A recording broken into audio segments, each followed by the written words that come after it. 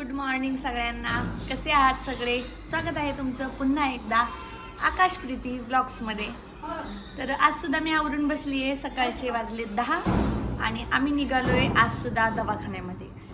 Complete मला वाटते 4 ते 5 दिवस झालं माझा दवाखाना चालू आहे.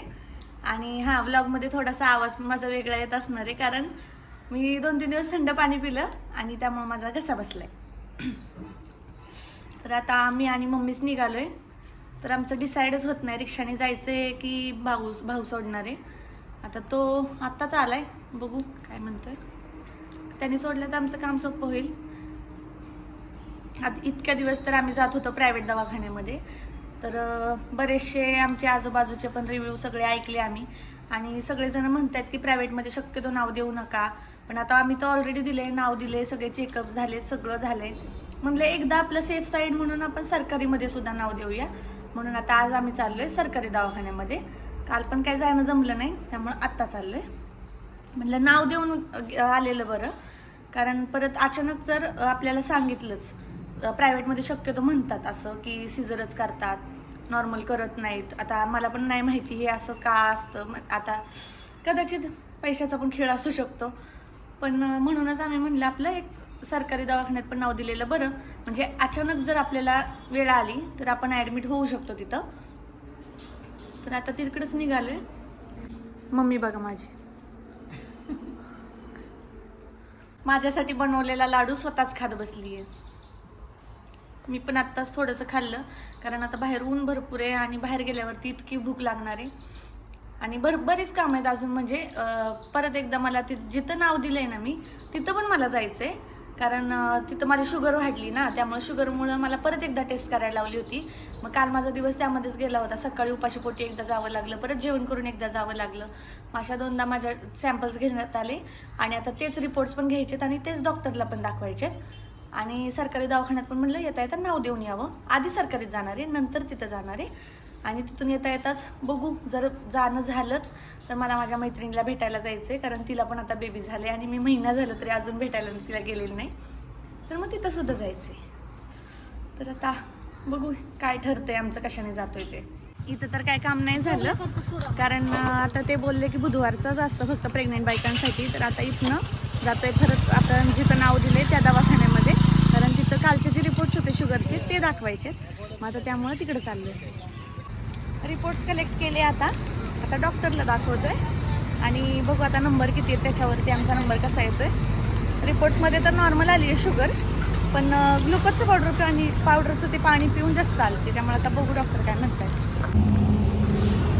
दवाखान्यात पण आम्ही कशासाठी आलोय की रिपोर्ट्समध्ये काहीच नाही आहे, सगळं नॉर्मल आहे एवढं ऐकण्यासाठी फक्त आम्ही 2 तास तिथं लाईनला थांबलोय.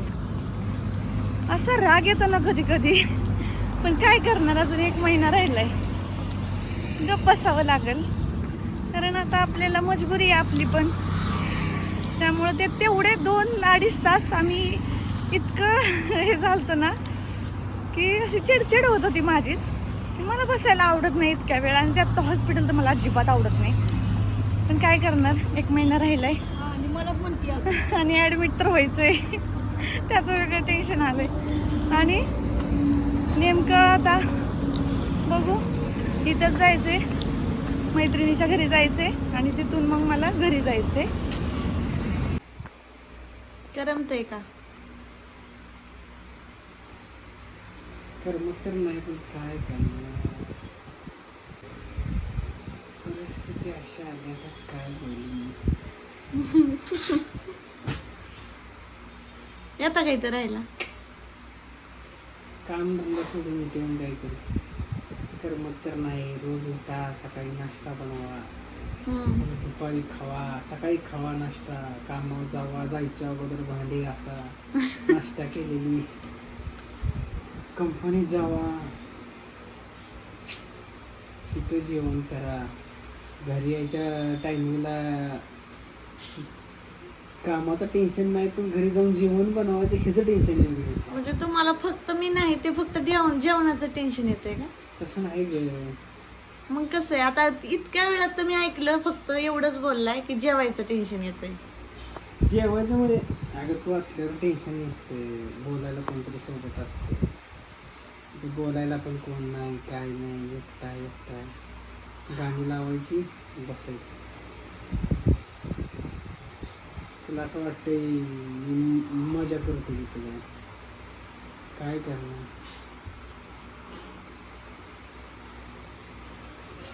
होणार नाही. नौटंकी लय नौटंकी आहे. नाही पण खरंच लय मिस करतोय तुला. एकटं एकटं वाटतं की तिथं, म्हणून तर बघ की आल्या इथं तुझ्यापाशी बरं वाटतं. किरकिर आहे, काही सवय लागली ना. आता इथनं मला जायचंय माझ्या घरी. हातपाय धुवा उठा. बघा किती टॅनिंग झाले. संस्कृत आहे ना आपल्याकडे डॉक्टर. आज आले चक्क 5 दिवसांनी. 5च दिवस ना? 5 का 6 दिवस. 5 सोमवार, मंगळवार, बुधवार, गुरुवार, शुक्रवार. 5 पाचवा शुक्रवारी तर दिवस. आलोय. 4 दिवस. 4च दिवस. 4.5 दिवस. 4.5 दिवसांनी आलेत आणि बघा आत्ताच हे हाल झाले. अजून 2 महिने जायचे. 4 महिने. कसं 4 महिने? 4 महिने राहणारच ना. तुम्हीच तर म्हणला 2 महिने. बाळ लहान असणार आहे. 2 महिने. पण त्या 2 महिन्यात त्यांच्या 200 वेळा चक्रा होणार आहेत. त्यामुळे अजून हे ब्लॉग मध्ये दिसणार. सारखं नाही येणार म्हणून गाडून यायचं पण त्यावेळी तारस आहे. ऊन लागतं भरपूर. कंटाळा येते, त्यात पाऊस येतो. पुण्यात तर काय कळणच झाले. सकाळी ऊन, दुपारी ऊन, दुपारी वादळ, संध्याकाळी पाऊस. तिथं पण तसंच चाललंय. असं वाटते उन्हाळा नाही, पावसाळा चालू झाला. आता गावाला चाललेत, त्यांचं एक महत्वाचं आता काम पण आहे. टेन्शन, आता पण पावसात गावाला जायचंय पण पावसाचं वातावरण झालं. त्यात रेनकोट थोडस झालं. आणलं नाही. नाही आणला. आणा म्हणलं होतं, तिथं खाली होता कपाटात. राहते. हे असं असतं मी नसल्यावरती. सकाळी कितीला मी काल चक्क का नाही 8:30लाच माझं जेवण झालं. काल काकून दिलं की जेवण. 8:30ला चालत होता तुम्ही. तेच की काकून जेवण. मी जेवायला बसले. काय जेवण चाललंय. सासूबाईंनी स्पेशल मेनू बनवलाय. तांबडा पांढरा.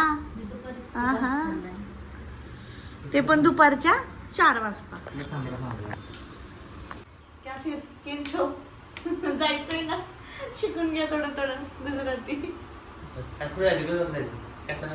काम आहे. कसलं काम आहे? केम छो मला एवढंच येतं. किती दिवस माझ्या मा केम छो माझ्या मा एवढंच येतं आम्हाला. अजून काय शिकायला लागेल?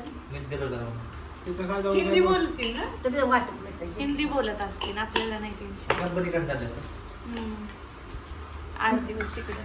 8 दिवस गुजरातला बटाटा खायला मस्त. मग ते ढोकळा खायचा. ढोकळा लई गोड असतं तिकडे जेवण. सगळ्यांच्या त्यांच्या ह्याच्यात सगळ्यांकडे ना साखर टाकतात वाटतं. गोड गोड टाकतात. जेव की. मी खातीये इकडं भात आणि थोडस आळणी घेतलंय त्यात, कारण मला तिखट लय नकोय.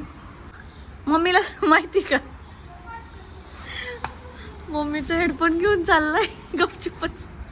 आणणार आहे माझ्या घरी. माझं हेडफोन फुटलं.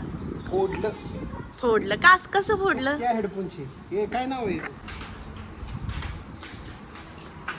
बरं आता गेल्यावर काय करणार आहे? खेळायला त्याच्यासाठी चाललंय लवकर. नाही अजिबात कदरच नाहीये माझी. हे येत नाही आणि हे काय आहे? बरं उद्या कधी येणार? उद्या दुपारी माझ्यासाठी काय आणणार? आंबे आणते माझ्यासाठी गावावरून. आता त्यांना पण उद्या काम आहे जरासं, ते करून माघारी परत त्यांना जायचंय पुण्याला. मम्मीच्या मोबाईलला ब्लूटूथ बंद चल करणार. बाय बाय करा की ह्याच्या. Bye bye.